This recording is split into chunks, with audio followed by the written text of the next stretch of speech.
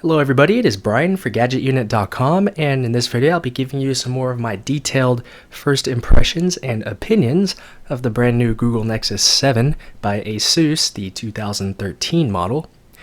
So first off, let me talk about build quality. This thing is very solid.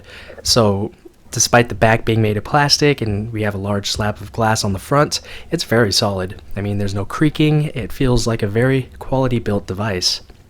On the front, like I said, we do have one large piece of glass that covers the entire front portion of the device. Because of this, you will get plenty of fingerprints all over the place, as hopefully you should be able to tell. I personally will probably get an anti-glare screen protector, as I do with all of my devices, because that reduces the fingerprints greatly, and it also reduces the glare. The only downside to this is that it reduces the actual display clarity of the device, but that hasn't bothered me at all.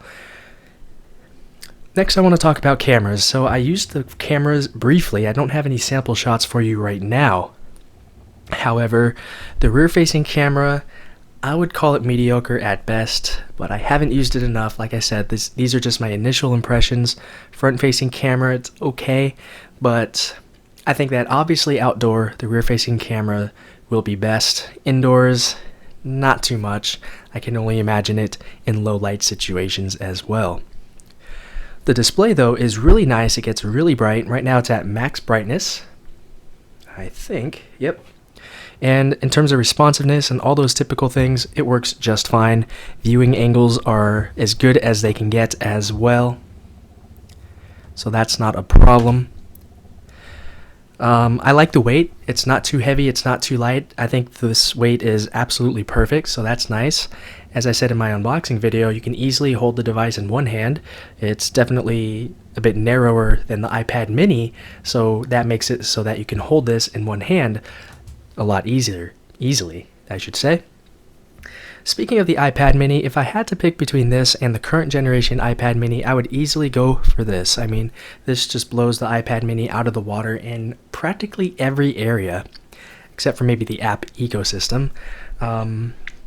Although if you ask me that same question towards the end of the year, once the new iPad mini is supposed to be released, that answer might change, so we'll have to see how that goes.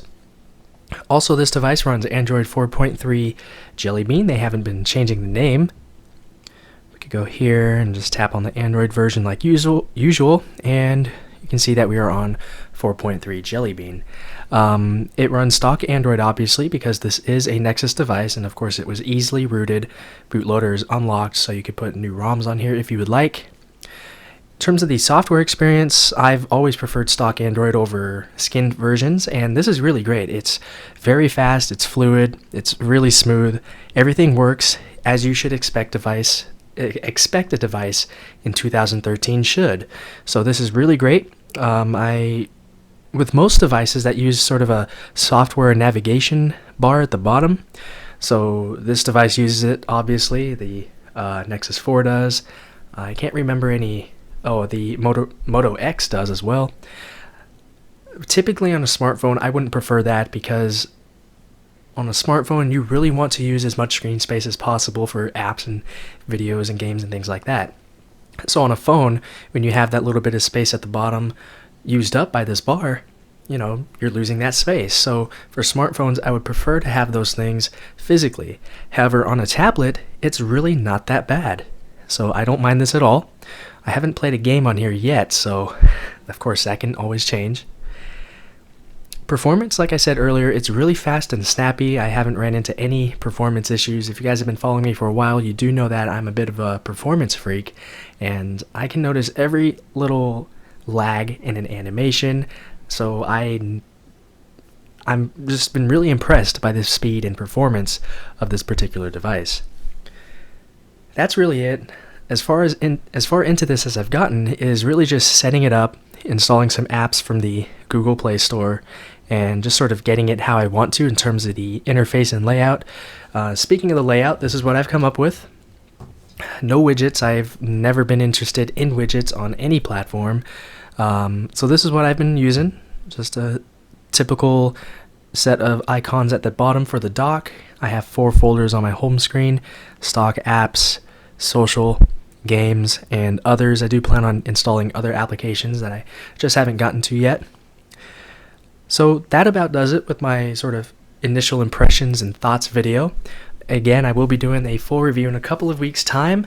Most of the things in that video will probably be things I've already mentioned here. But to sum things up, this is a great tablet. For the money, it's fantastic. You really can't go wrong with picking one of these up if you're interested in a 7-inch tablet at the time. But like I said, the iPad mini, if it gets a spec upgrade and a screen upgrade and all those things that people are expecting, then those two tablets can really be competing with each other quite well. So that's it with this video. If you have any comments, questions, or feedback about this or anything else, feel free to leave those down below in the comments area. But that's it with this video. So thanks a lot for watching, and I'll talk to you all very soon.